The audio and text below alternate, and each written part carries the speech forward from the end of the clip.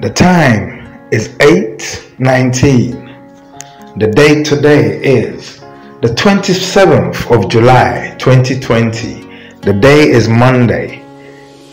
In Hebrew Iconology T993, if the soul is born to a male, Kojo, a female, Ajua, soul's characteristics, Bajo, calm and peaceful child, calm and peaceful seed, greatness. Greatness. Without the understanding of greatness, one can never be great. And without the acceptance of the understanding of greatness, one will never be afforded greatness. So, what is greatness? Everyone wants to be great. Everyone wants to be great. Some people want to be greater than great. Some people want to be the greatest. Some people want to be the highest. But whatever you want to be, being the greatest of that is the highest you can get of what you want to be. The greatest. But what is the greatest? You see, if you do not have this understanding of being great, you can never be great. You see, being great is not about what you do. It's not about what you achieve. It's not about you. Being great, you can call yourself great and it doesn't make you great. Do you see my point? So, being great has nothing to do with what you've achieved. Being great has everything to do with what others perceive of you and what you have achieved, and the acceptance of you and what you have achieved by others. And let me explain what I mean by that. I'll give you a good example. Nikola Tesla.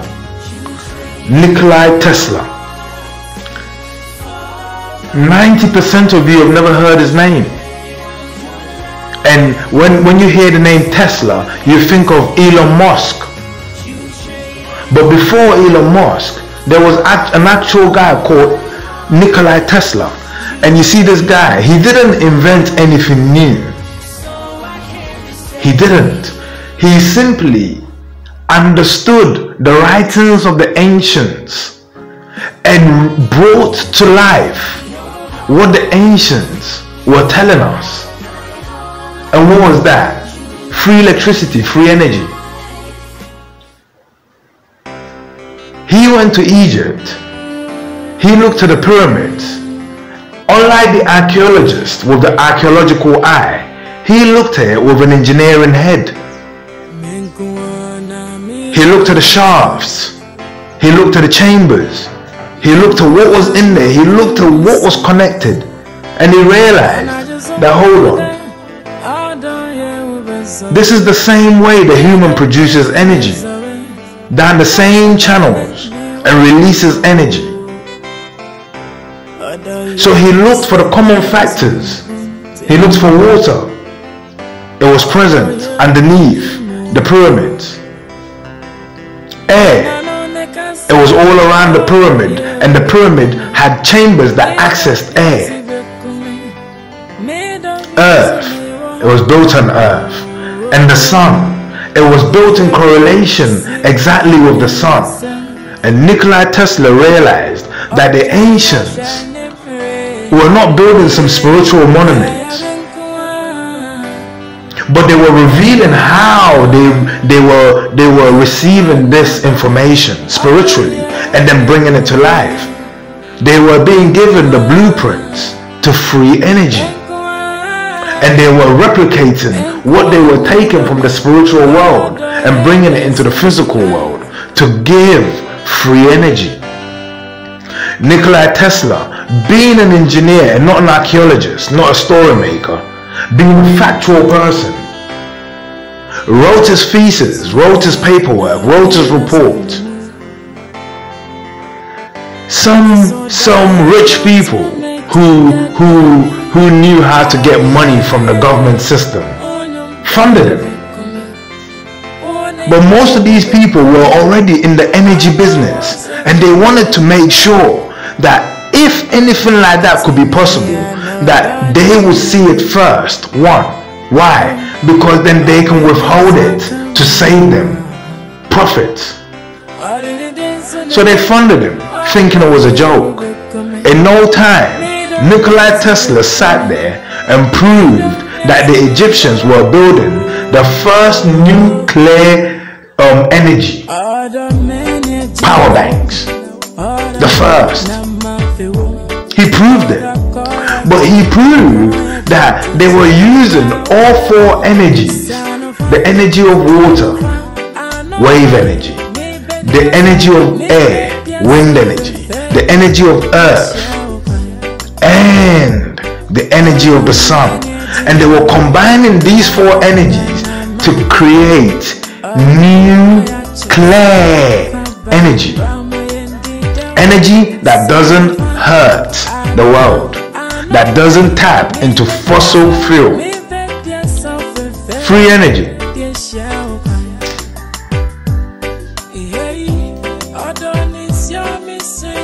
He demonstrated it. He proved it. Immediately, he was drawn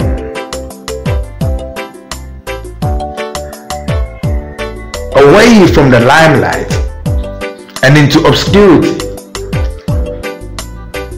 There were two reasons why. Nikola Tesla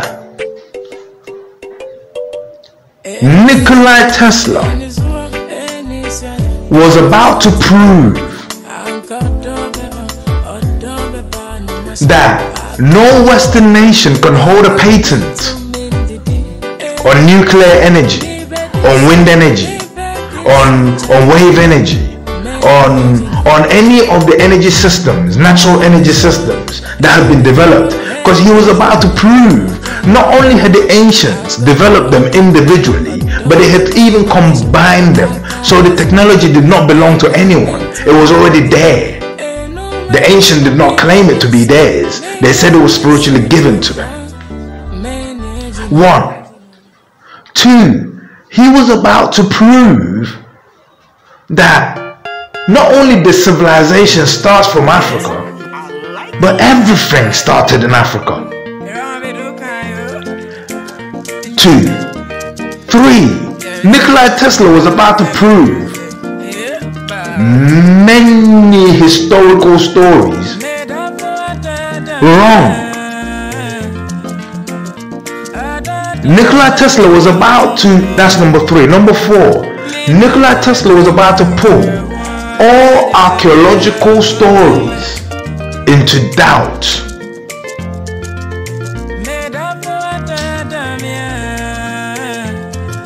How? If Nikola Tesla's result, which he doesn't say he invented, he says this is what the pyramids are about. Meaning he's saying, I'm only taking what the pyramid makers were doing and explained it to you. If he gets that accepted,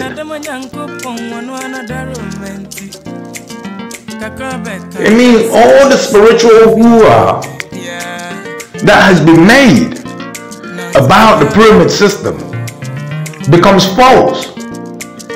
Because then it means Nikola Tesla has thrown in the argument that today the way we write scientific everything reports that the writings on the wall are actually the findings, the results, the methods, and they're not spiritual hoo-ha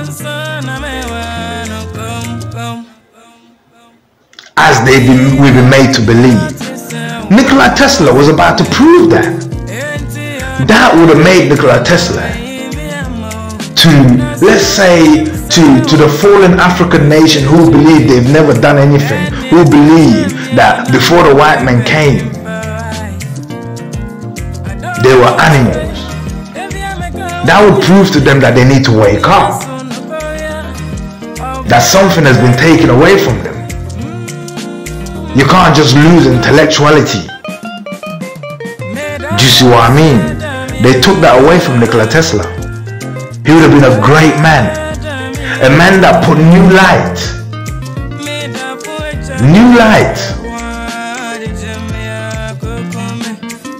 on an ancient story of facts. But get this, because someone's greatness would have been reduced, the person bought the rights and the control to the experiment and everything, and then was able to suppress Nikola Tesla's discoveries. Would have made him one of the greatest. Free energy, can you imagine where we'd be today? If since Nikola Tesla's discovery, we hadn't been paying energy from that day, can you imagine where we'd be today?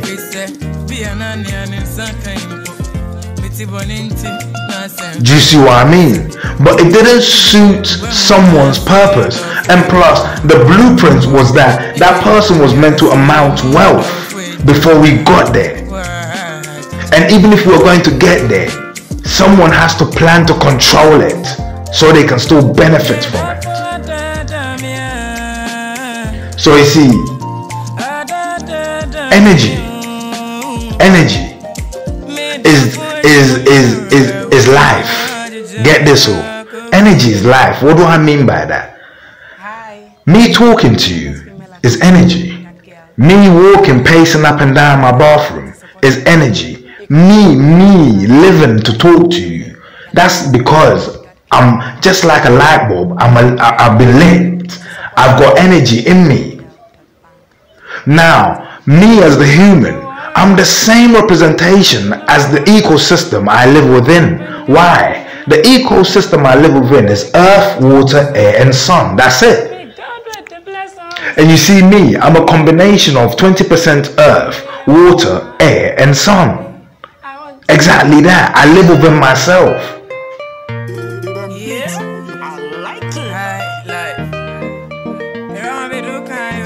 But all these four things I've mentioned, the four pillars of life I've mentioned, they are all individually energies on their own. It means life drives on energy, but not just one. Four, but not just four. It's a combination of those four into one. So get this, life takes the energy of water, as the energy of air, as the energies of earth, as the energy of sun. Four become one. And that's who I am. Life is all about energy. So you see, Nikola Tesla, he tackled the question of life. And it proves that the Egyptians were also tackling the questions of life, but they were also receiving the answers of life. And because Nikola Tesla tackled the same questions the Egyptians were tackling, he also received the same visions they received and produced in its modern formula exactly the results they were to produce. The Egyptians are great, but we don't really know why. Think about it. Why are the Egyptians great? Because they carved things on the wall. But can we use any of the things on the wall to do anything? Yes. Provide free energy. that will make the Egyptians greater than great. But we forgot that method, and Nikola Tesla brought it back. That will make Nikola Tesla great. But why is he not great? And why are they not greater than great? Because it suits someone's purpose to suppress this information, to control the narrative. It suits someone's purpose to suppress this information and control the narrative. And because you don't know the ins and outs of what they did, you don't have free energy. You're paying for free energy. Nikola Tesla is not great. The Egyptians are not greater than great. And Africa is not the beginning of civilization. And what they say is spiritual hoo-ha. Is spiritual hoo-ha. You can never be great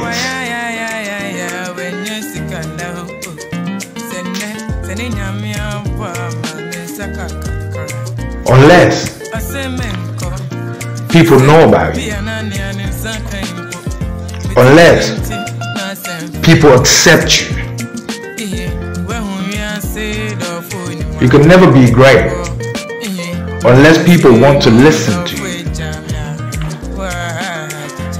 It's not the things you do that make you great. It's simply people paying attention to you because you see great things. We can all do great things. We can all do great things. Let me show you good examples of this. The best footballer or the best paid footballer in the world is not the best footballer in the world. Most likely the best footballer in the world is not even playing football. The best basketball paid person in the world, or the best basketball player in the world, is most likely not the best basketball player in the world. That there is a guy out there or a girl out there who is the best basketball player in the world because of one thing: vision. But right now they're using that vision somewhere else on the phone. You see what I mean? But get this about greatness. You could be at the basketball court every morning doing your training, and then one day a few boys come and surround you and say, "Oh, want a game?" You say, "Yeah," and then you impress them. They go, "Ray, did you see my man pulling them knees? Ray, who is he?" "No, we don't know. He just new kid just moved into the area, innit?" Alright, cool. Next day,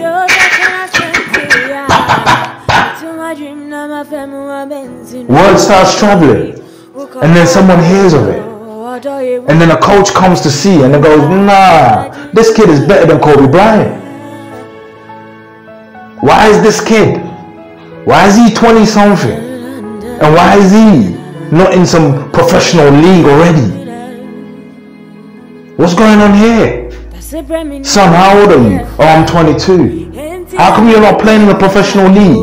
Or how come you didn't go?" "Oh, son, what's going on in your life?" "Oh, my son died. My dad died when I was very little. My mom has been struggling to take care of me. And when I was 15, I found a job. So get this, because my mom is ill and I've been taking care of my mom, I've had to, let go of a few things because some of the offers I was given, I wasn't given any money to take care of my mom and this and that and that. And my mom is everything to me. So I've had to sacrifice." And the coach goes, nah. I understand what you're saying, but at your rate, at your pace, you should go straight to the league and get the money you need to take care of your mom. But it took someone knowing him for his greatness to come. And then it will take more. It will take the rest accepting him. But it doesn't mean he wasn't great at basketball, she wasn't great at basketball from the beginning. Because you see what I mean?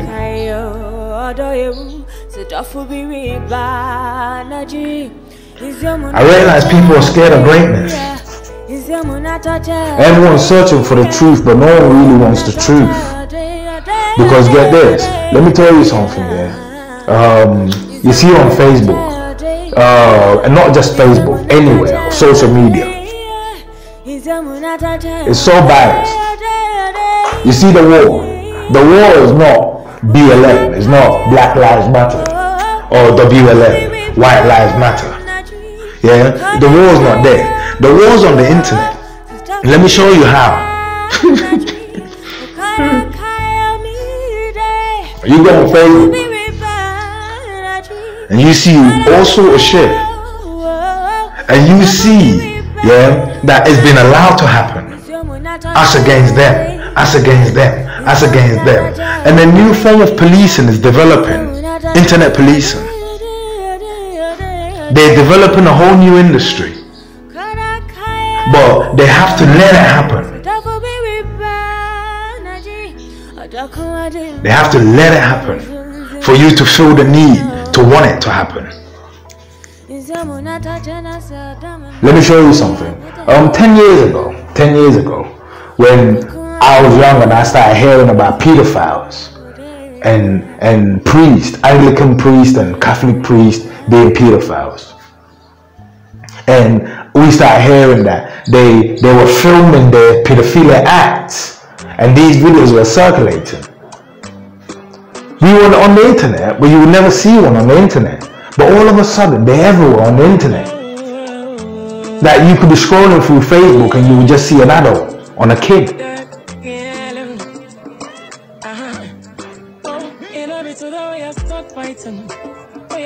Someone's uploaded them.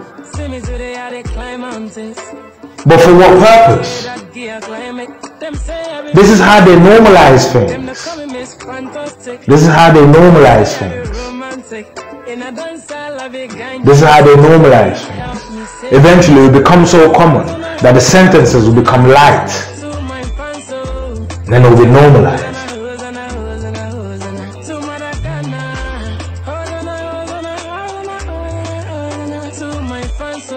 Yesterday, because I read numbers. When I say I read numbers, I take note of numbers. I took note of 3 numbers: 555, 555, and then this morning, my alarm went off. I don't remember setting it, but it went off. And for a while I was lazy, I didn't turn it off.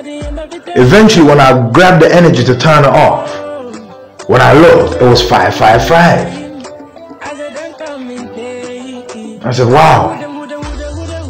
Not long after that, I received a message on Facebook about 556 from a guy just saying good morning, a friend of mine on Facebook, but not a close friend, just someone I met on Facebook.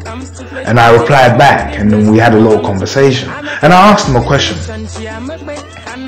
I said, what would you do if you knew the truth and you could explain the truth step by step, as slow and as informative step by step as possible, for people to understand, and then stand up and take action to save lives? But yet no one is listening. If you found yourself in these shoes, what would you do? I read what he sent back to me. Watch. Yeah, I read what he sent back to me, just so you understand. In fact, I'll read the conversation. Yeah, I'll read the conversation.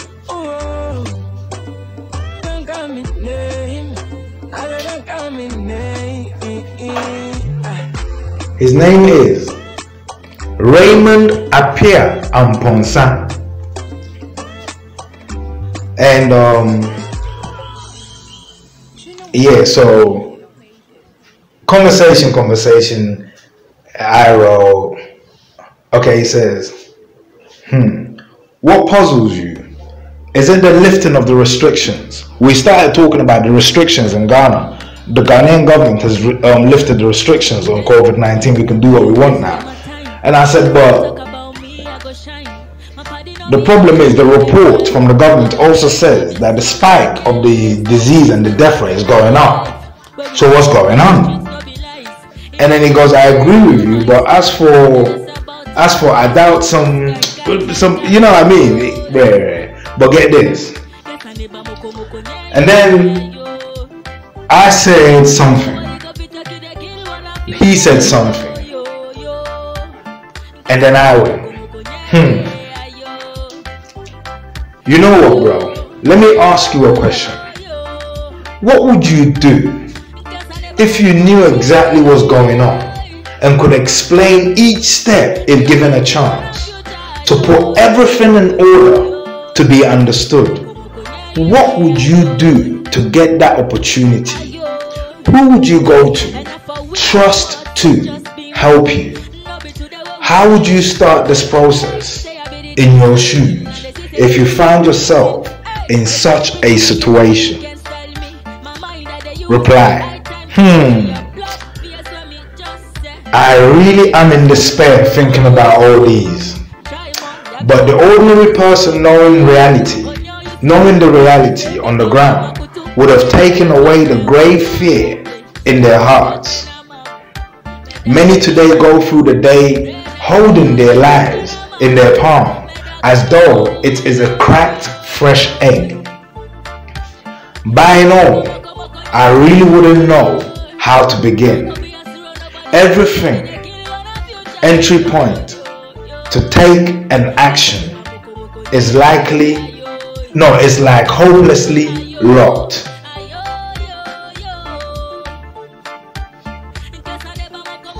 Everyone wants to make a difference, but the problem is we are all lost because we expect the media to be truthful, but the media ain't. We expect the media to tell us what is real, but the media won't.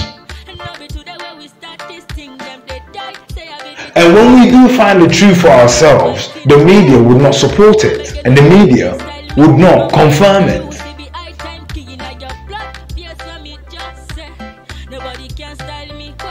So I sent him this. Why? Why is this? Why is that? Why? And a link to The Unexplainable Explained. 69 Ami. And he said, is that your video? I said, yeah. He says, that's good. That's good.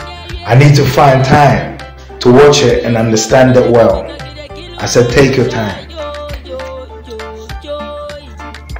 You see, greatness, it's not about what you've discovered. It's not about even the truth or the lie. This is what greatness is. You have to find something that pleases the current establishment. Now, whether it's the truth that pleases the current establishment or whether it's the lie, you have to find that which gives you a leverage and pleases them. Because when you find that which gives you a leverage and pleases them, you have also given them a leverage over their foes, over their enemies. And once you find this point of harmony, you can become great. The media will listen to you because your narrative suits their plan. You're not changing the course of things. They will listen to you. Everyone else will listen to you too. They will follow your acts. Everyone else will follow your acts. Why? Because you have joined the crowd. Simple as that.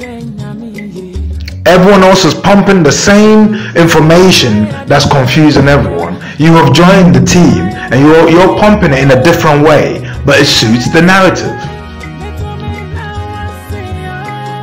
So you can be a great rapper.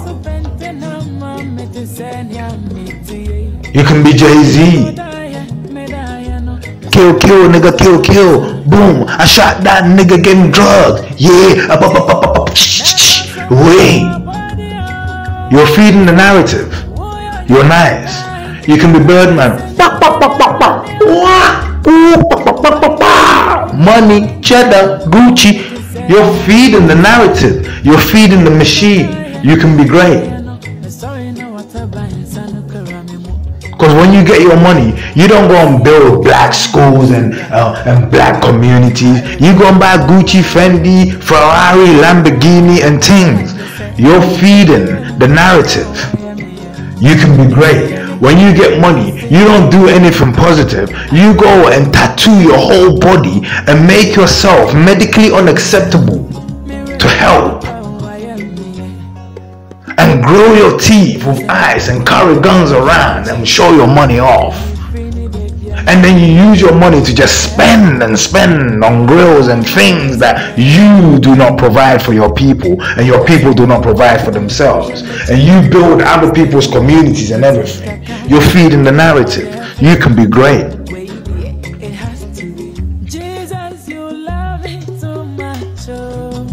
You can be great. Being great is not about what you've done. If being great was about what you've done, then let me tell you something. If being great was about what you have done, then let me tell you something.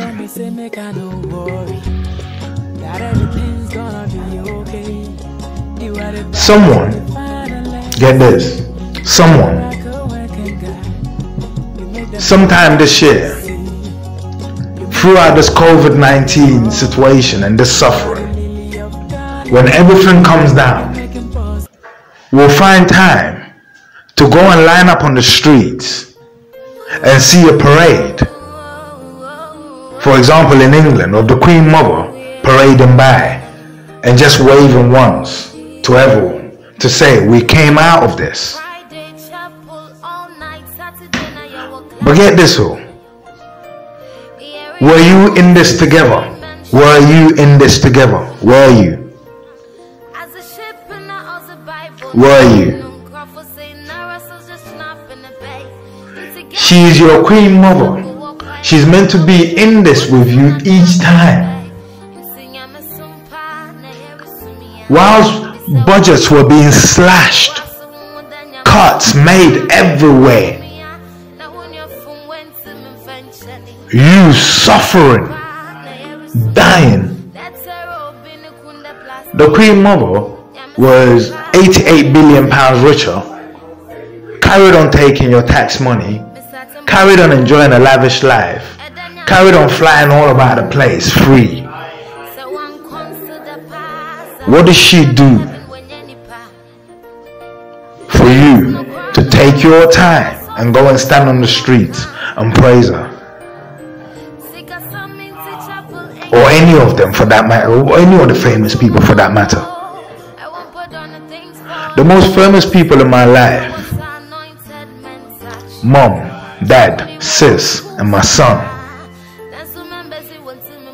they're the most famous people in my life. Because get this, when it goes up, stuck to me. When it comes down, stuck to me. When it's shit, stuck to me. When it's good, stuck to me. You see the Queen? When it goes up, she goes higher.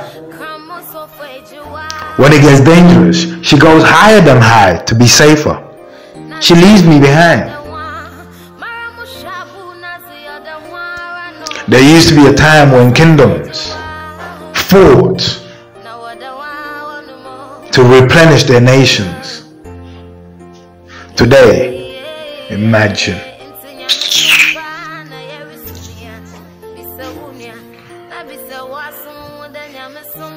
Someone once made a comment and said, for example, you see the word great. You cannot take it for yourself. Like, for example, no one ever called Britain great. Britain. The British called themselves Great Britain.